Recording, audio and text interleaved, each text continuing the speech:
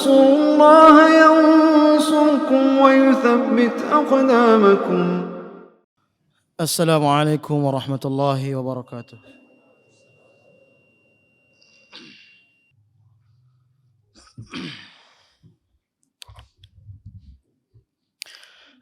إن الحمد لله نحمده ونستعينه ونستغفره ونعوذ بالله من شرور أنفسنا ومن سيئات أعمالنا من يهده الله فلا مضل له ومن يضلل فلا هادي له أشهد أن لا إله إلا الله وحده لا شريك له وأشهد أن محمدا عبده ورسوله يا أيها الذين آمنوا اتقوا الله حق تقاته ولا تموتن إلا وأنتم مسلمون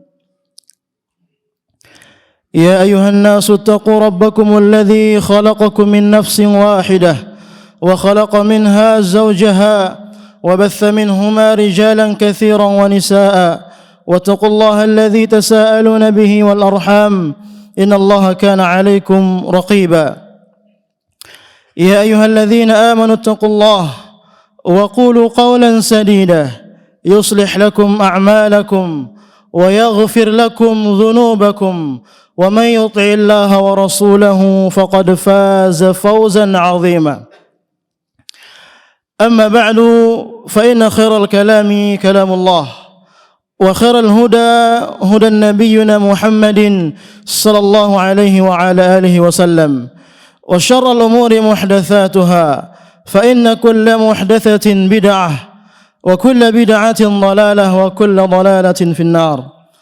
Ma'asyarul muslimin, sidang Jumat yang semoga dimuliakan oleh Allah Subhanahu wa taala.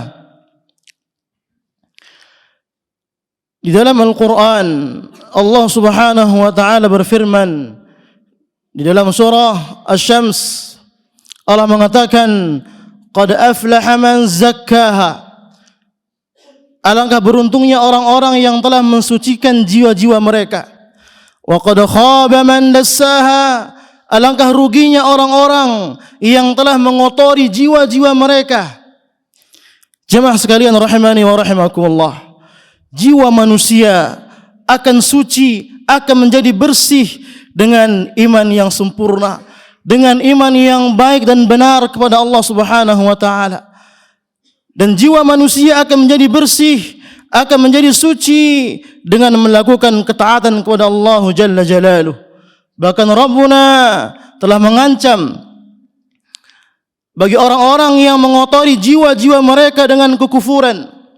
Allah mengatakan dalam Al-Quran, innal ladzina kadzdzabu bi ayatina wastakbaru anha la tufattahu lahum abwabus sama' ولا يدخلون الجنة حتى يلج الجمل في سم الخياط. Sungguhnya orang-orang yang mendustakan ayat-ayat kami dan mereka sombong terhadap ayat-ayat kami, mereka tidak akan dibukakan pintu langit, bahkan mereka tidak akan masuk ke dalam surga sebelum unta bisa masuk ke dalam lubang jarum. Jemaah sekalian rahimani wa rahimakumullah, hati manusia ini akan menjadi kotor dengan maksiat kepada Allah Subhanahu wa taala. Hati manusia akan menjadi kotor dengan kufur kepada Allah Subhanahu wa taala, mengingkari ayat-ayatnya, membesarkan diri di hadapan Allah Subhanahu wa taala, sombong terhadap ayat-ayat Allah Subhanahu wa taala. Maka oleh karenanya, kalau kita ingin jiwa kita menjadi jiwa yang bersih, menjadi jiwa yang suci, hendaknya kita lakukan dengan cara yang pertama bertaubat kepada Allah Subhanahu wa taala. Kembali kepada Allah Subhanahu wa taala, sesali segala perbuatan dosa yang pernah kita lakukan dan bertekadlah untuk tidak mengulanginya kembali pada sisa-sisa umur yang kita miliki jamaah sekalian. Karena Allah Subhanahu wa taala perintahkan kepada kita untuk segera bertaubat. Allah mengatakan, ya ayyuhalladzina amanu tubu ilallahi taubatan nasuha. Ya orang-orang yang beriman, bertaubatlah kalian kepada Allah dengan taubat yang nasuha. Dalam ayat yang lain Allah katakan, tubu ilallahi jami'an ayyuhal mu'minun la'allakum tuflihun. Bertaubatlah kalian semua wahai orang-orang mukmin kepada Allah Subhanahu wa taala agar kalian menjadi orang-orang yang beruntung, agar kalian menjadi orang-orang yang selamat. Kaum muslimin rahimani wa rahimakumullah. Rasulullah sallallahu alaihi wasallam pernah bersabda, "Ya ayuhan nas, wahai sekalian manusia, tubu ila Allah, bertaubatlah kalian kepada Allah Subhanahu wa taala. Fa inni atubu fil yaumi atamarrah," atau kama qala sallallahu alaihi wasallam. Karena sungguhnya saya, kata Nabi sallallahu alaihi wasallam, bertaubat kepada Allah Subhanahu wa taala dalam sehari jamaah sekalian sebanyak 100 kali. Rasulullah merupakan manusia yang telah diampuni dosa-dosanya oleh Allah Subhanahu wa taala yang lalu dan juga yang akan datang. Namun beliau bertaubat kepada Allah sebanyak 100 kali dalam sehari. Sekarang jamaah sekalian, pertanyaannya adalah, siapa diri kita jamaah sekalian? Nabi bukan, Rasul bukan. Berapa kali kita bertaubat kepada Allah Subhanahu wa taala dalam sehari? Pernahkah dalam kesendirian kita jamaah sekalian kita mengingat Allah Subhanahu wa taala, kita meneteskan air mata ini kepada Allah Subhanahu wa taala? Pernahkah dalam sehari kita bertaubat kepada Allah Subhanahu wa taala? Berapa kali kita meminta ampun kepada Allah Subhanahu wa taala dalam sehari? Berapa kali kita mengucapkan astaghfirullah kepada Allah dalam sehari? Minimal kita berbanyak istighfar kepada Allah Subhanahu wa taala. Bukankah orang yang memperbanyak istighfar, minta ampun kepada Allah Rabbuna Jalla Jalaluhu, Allah akan tambah rezekinya, Allah akan berikan dia keturunan? Dalam surah Nuh Allah mengatakan, yursilis samaa alaikum midrara. Ini ganjaran bagi orang-orang yang memperbanyak istighfar kepada Allah Subhanahu wa taala. Allah akan turunkan kepada mereka hujan dari langit yang lebat.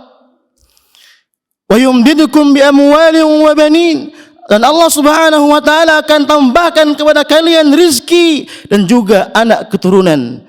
Maka jamaah sekalian, mari introspeksi diri kita masing-masing. Kenapa suatu daerah mengalami kegersangan? Kenapa suatu daerah kering kerontang jamaah sekalian? Salah satu penyebabnya adalah karena penduduknya jarang kembali kepada Allah Subhanahu wa taala. Karena penduduknya jarang beristighfar kepada Allah Jalla wa ala. Kenapa rezeki kita enggak lancar-lancar sampai hari ini jamaah sekalian? Karena salah satu penyebabnya adalah jarangnya kita memohon ampun kepada Allah, jarangnya kita beristighfar memohon ampun kepada Allah Subhanahu wa taala. Yang sudah menikah sampai sekarang belum dikaruniai seorang anak, solusinya adalah perbanyak oleh Anda istighfar kepada Allah Subhanahu wa taala. Jamaah sekalian rahimakumullah, apa yang menghalangi kita untuk beristighfar, bertaubat kepada Allah Subhanahu wa taala? Apa yang menghalangi kita untuk kembali kepada Allah Subhanahu wa taala? Bukankah Allah Subhanahu wa taala telah memberikan segala kenikmatan kepada kita? Allah memberikan rezeki kepada kita jemaah sekalian. Lalu apa yang menghalangi kita untuk kembali kepadanya? Apa yang menghalangi kita untuk mensyukuri segala kenikmatan Allah Subhanahu wa taala? Apakah urusan dunia? Apakah hal-hal yang lain yang tidak ada faedahnya yang menghalangi kita untuk kembali kepada Allah Subhanahu wa taala? Ingatlah jemaah sekalian, sungguhnya Nabi Adam alaihi salam dikeluarkan dari surga oleh Allah Subhanahu wa taala disebabkan karena apa? Karena satu kesalahan. Namun jemaah sekalian, kita manusia biasa, nyaris sepanjang hari melakukan dosa, maksiat, kesalahan kepada Allah Subhanahu wa taala, namun kita tetap berharap masuk surga Allah Subhanahu wa taala. Mana malu kita jemaah sekalian? Tidaklah kita malu kepada Allah Subhanahu wa taala, kita berani bermaksiat kepadanya namun berharap masuk ke dalam surganya.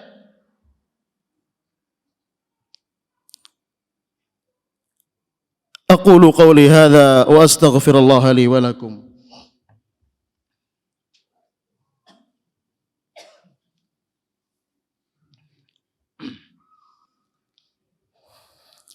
Alhamdulillah hamdan katsiran thayyiban mubarakan fihi kama yuhibbu rabbuna wa yardah. Asyhadu an la ilaha illallah wahdahu la syarika lah wa asyhadu anna Muhammadan abduhu wa rasuluhu, amma ba'd. Kemudian poin yang kedua yang dapat membantu seorang untuk mensucikan jiwanya adalah muraqabatullah, Seseorang merasa diawasi oleh Allah Subhanahu wa taala. Manakala seorang merasa diawasi oleh Allah Subhanahu wa taala, maka jiwanya akan tersentuh untuk beribadah kepada Allah Subhanahu wa taala. Rindu hatinya untuk bertaqarrub kepada Allah Subhanahu wa taala, dan dia akan berusaha untuk menjauhi segala perbuatan yang dilarang oleh Allah Subhanahu wa taala. Berkata Al-Imam Sufyan Ats-Tsauri rahimahullah, hendaknya engkau selalu merasa diawasi oleh zat yang tidak tersembunyi terhadapnya segala sesuatu. Hendaknya engkau berharap kepada zat yang tidak mengingkari janji, dan hendaknya engkau takut kepada zat yang maha memberikan hukuman. Abdullah bin Dinar menceritakan bahwasanya suatu ketika jamaah sekalian, kata Abdullah bin Dinar, saya keluar bersama Umar ibn al-Khattab radhiyallahu ta'ala an ke Mekah. Tiba-tiba kami beristirahat di sebuah jalan, dan tiba-tiba ada seorang penggembala kambing yang turun dari gunung berjalan melewati kami. Lalu Umar berkata kepada penggembala ini, "Ya ra'i, wahai penggembala kambing, juallah 1 ekor kambing kepada kami." Apa kata penggembala jamaah sekalian? Sungguhnya kambing ini ada pemiliknya. Kambing ini ada pemiliknya. Apa kata Umar jamaah sekalian? Katakan kepada majikanmu, sungguhnya 1 ekor telah dimakan oleh serigala. Apa kata penggembala ini jamaah sekalian? Aina Allah? Di manakah Allah Subhanahu wa taala? Kalau saya menjual kambing 1 ekor kepada Anda, bukankah Allah mengetahui apa yang saya lakukan ini? Allahu Akbar.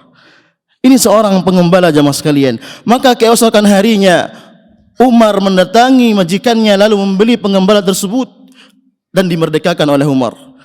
Jamaah sekalian rahimani wa rahimakumullah. Maka hendaknya seorang hamba senantiasa merasa diawasi oleh Allah Subhanahu wa taala. Tanamkan diri kita jamaah sekalian sifat muraqabatullah, sifat merasa diawasi oleh Allah Subhanahu wa taala, agar kita senantiasa bisa berbuat taat kepada Allah Rabbuna Jalla Jalaluh. Kenapa jamaah sekalian? Karena ketika seorang tidak ada rasa sifat muraqabatullah, enggak pernah merasa diawasi oleh Allah Subhanahu wa taala, maka dia akan bebas melakukan kemaksiatan dosa dimanapun dan kapanpun dia suka. Jamaah sekalian rahimani wa rahimakumullah. Mudah-mudahan 2 poin ini bisa menjadikan hati kita, bisa membantu kita untuk membersihkan hati kita. Dan banyak sekali poin-poin yang bisa menolong seorang dalam mensucikan jiwanya. Namun 2 poin ini yang bisa kita sampaikan pada kesempatan kali ini, mudah-mudahan bisa kita amalkan dalam kehidupan kita sehari-hari. Allahumma salli ala Muhammad wa ala ali Muhammad kama sallaita ala Ibrahim وعلى آل إبراهيم إنك حميد مجيد وبارك على محمد وعلى آل محمد كما باركت على إبراهيم وعلى آل إبراهيم إنك حميد مجيد اللهم اغفر للمسلمين والمسلمات والمؤمنين والمؤمنات الأحياء منهم والأموات إنك سميع قريب مجيب الدعوات يا قاضي الحاجات ربنا ظلمنا أنفسنا وإن لم تغفر لنا وترحمنا لنكونن من الخاسرين ربنا آتنا في الدنيا حسنة وفي الآخرة حسنة وقنا عذاب النار وصلى الله على نبينا محمد والحمد لله رب العالمين قوموا إلى صلاتكم.